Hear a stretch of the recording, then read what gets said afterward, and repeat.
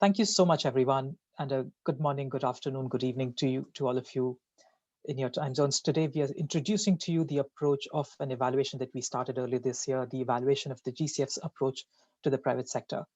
Thank you so much for spending the time with us, to take the time out to come and listen to us as we discuss this approach, the approach for this very important evaluation. Just a few housekeeping things before we get started. Please keep yourselves muted if you're not speaking. But in a second part of this hour, we would like to hear from you, your comments and your questions on the approach we present. At that point, please feel free to raise your hand virtually and we'll come to you, or type your questions and comments in the chat box and we'll take them in that time. And with that, we'll start with we can put up the slides and get started more formally with the formal part of the presentation. So we'll spend the first part of this hour discussing this presentation. And as I said earlier this year, we started preparing ourselves at the Independent Evaluation Unit. We started preparing ourselves for an evaluation of the GCF's approach to the private sector. And today we have the opportunity and the good fortune to present to you the approach paper and the approach that we've drafted for this evaluation. My name is Archi Rastogi. I'm an evaluation specialist here at the Independent Evaluation Unit, and I'm also task lead for this evaluation. The panel that will speak to us today consists of the team members that are undertaking this evaluation. So first up, we'll hear from our colleague Asha Warsame, who will tell us about the background and the mandate for this evaluation and the mandate that informs this evaluation. Then we'll hear from Galyna Uvarova, who will tell us about the questions and give us a few statistics and a few snippets into the portfolio of the GCF's private sector. Then we'll hear from our colleague Peter Mwandri, who will tell us about the evaluation methods and also the timeline, which is a very important and short timeline for this evaluation. Our team also includes our colleague Ilang Mokhano, and of course, online also is Andres Royman, who's serving as the head ad interim of the Independent Evaluation Unit. Before we get started also, I'd like to state that the webinar is recorded and the IEU may use the recording on its social media. With that, Asha, over to you, and we'll get started. Thank you, Archie. That's good. So I will be discussing the background and mandate for this evaluation. So this evaluation was approved by the GCF board as part of the IEU's 2021 work plan, and it will assess the relevance and effectiveness of the GCF's approach to the private sector. And it will be undertaken in parallel with the second performance review of the GCF, also undertaken by the IEU, and the development of the GCF strategy towards the private sector, which is expected at B30. So for the mandate of that, we looked at the governing instrument, and the governing instrument of the GCF refers to the following with regard to the private sector. It says that GCF will catalyze climate finance, both public and private, and at international and national levels. The fund will also have a private sector facility that enables it to directly and indirectly finance private sector mitigation and adaptation activities. The operation of this facility will be consistent with a country-driven approach, and the facility will promote the participation of private sector actors in developing countries, in particular local actors, small, medium-sized enterprises, and local financial intermediaries, and will also support activities to enable private sector involvement in SIDS and LDCs. We will also be looking at the updated strategic plan, and at B27, the board adopted the updated strategic plan, which sets the broad direction for both climate and organizational results of the GCF for the period 2020 till 2023. And the USP sets several strategic objectives, including catalyzing private sector finance at scale. And it identifies the following key actions for the private sector: identify and increasing private sector engagement potential across results areas, strengthening engagement capacity in investment environments and climate-oriented financial systems, structuring to mobilize private sector resources at scale, supporting private sector engagement in all developing countries, including LDCs and SIDS. It also serves to enhance the role of the private sector in adaptation. It will execute a private sector outreach plan and stage development of the PSF modalities. I now hand over to my colleague Galyna, who will take us through the GCF portfolio and the evaluation matrix and the key questions. Thank you. Before going to questions addressed by the evaluation, let's set the scene with a few figures illustrating how private sector portfolio of the GCF can be looked at. When looking on the divisional split, we can see on the left side of this slide that 34 PSF projects, which is approximately 1/5 of GCS portfolio, account for 33 of overall finance committed to date. Graph on the right-hand side of the slide displays how these 20% of the projects are generating almost half of the co-finance leveraged by the GCF, and it accounts to approximately a co-finance ratio of 3. Next slide. Other tangible ways of looking at private sector is to explore how financial instruments are used across the GCF portfolio. So on the left side of the slide, we can see that there is a great reliance on grants and senior loans, and there are distinct patterns among regions and the modalities, which are not shown on this slide, but we see from the exploratory data analysis. Beyond modalities, during accreditation process, AEs self-identify as public or private, and on the right side of the slide, you can see that while private sector AEs correspond to a small part of GCS portfolio, they have distinct usage of financial instruments, and they use over 90% of non-grant instruments in their projects. There is a number of ways we'll be looking at private sector in GCF, and we discuss it in further detail in the approach paper. So now we'll move to the questions driving evaluation.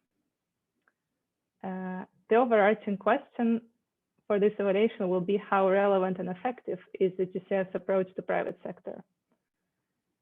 To explore it, the following areas will be looked at. In the coherence of private sector portfolio, we will look at how coherent it is with other multilateral entities. Under the question of strategy and policy, we'll explore priorities for the private sector, their correspondence to overall mandate on the private sector and performance on this. Another area that we'll look at is operations and project cycle, and we will assess it in terms of relevance, effectiveness, efficiency, impact, and sustainability of GCS projects and programs. We will also be looking at results and impact to see how effective is the GCF in delivering on its mandate and whether portfolio and the pipeline are conducive to this. Then we'll conclude our evaluation matrix by synthesizing learning from unexpected results, both positive and negative.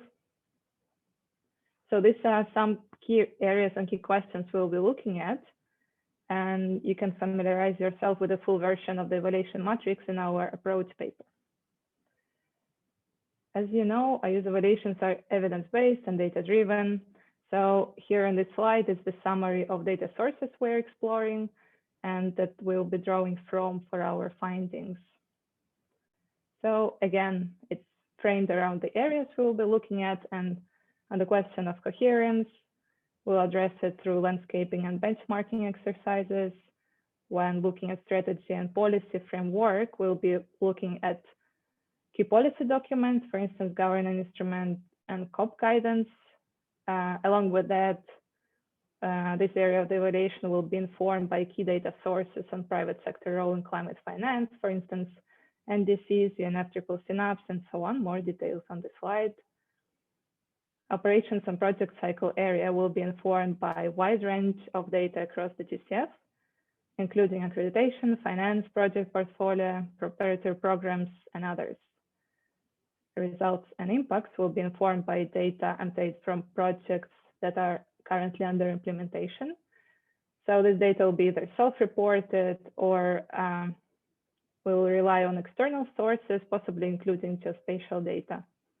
And the learning section will be obviously informed by literature review and interviews. With that, I hand over to my colleague, Peter. Thanks. Now we are looking on the methods and timeline for this evaluation. Next slide. So this evaluation will use a mixed method approach in which you utilize the both qualitative and quantitative data and methods, including the desk review, in which the evaluation team will review the GCF project document, as well as policy review and literature review. And also the evaluation team will conduct data analysis, looking at the private sector portfolio, not only limited to private sector, but overall GCF portfolio. And also we'll have the interviews and surveys. We'll collect the input from wide varieties of GCF stakeholders, both internal and external, including the NDA, AEs, CSOs, and PSOs. Also, we'll conduct the landscape and benchmarking studies to learn from approach and other agencies with similar mandates and similar approach as that of GCF. And last but not least, we'll conduct the case studies, country case studies, in which we'll have the 6 country case studies to inform an in-depth understanding of the relevance of the GCF strategies. Next slide. So in selecting the country case study, several criteria have been considered, including the project sector. And here we ensure that for those countries that we include in the case studies, they have at least a private sector project in it. And also geographical representation to ensure that among all 4 regions, GCF regions, we have at least 1 country that will be included in the case studies. And also the project maturities, we ensure that we take some information and we conduct the country case studies with countries which have at least 1 year of implementation. And the proxy indicator here is availability of APRs, annual progress report from those countries. And also we diversify the AEs, looking at the funding modalities, ensure that we have both international access modalities and direct access modalities. And also we ensure diversity of multi-country and single country projects. So based on those criteria, there are 6 countries that have been identified for case studies, which including Ghana, Burkina Faso, Mongolia, Solomon Islands, Armenia, and Chile. Next slide. So this evaluation will be running until September 2021, and the following timelines and deliverables are expected. So by January to March, the evaluation team have already completed the internal launch and evaluation, conducting the initial preparatory work for this evaluation. And also by April 2021, I mean 24th of April, we'll finalize the approach paper. And by July 15, we'll complete the data analysis, including the country case studies. And by July 30, we'll have the factual draft report, and this will be shared with Secretariat to receive their feedback and comment and to check for a factual. And by September 2021, we'll finalize this evaluation by sharing the final report with the board and also produce some communication material for dissemination with other audiences. And that's the timeline and deliverables for this evaluation. Thank you.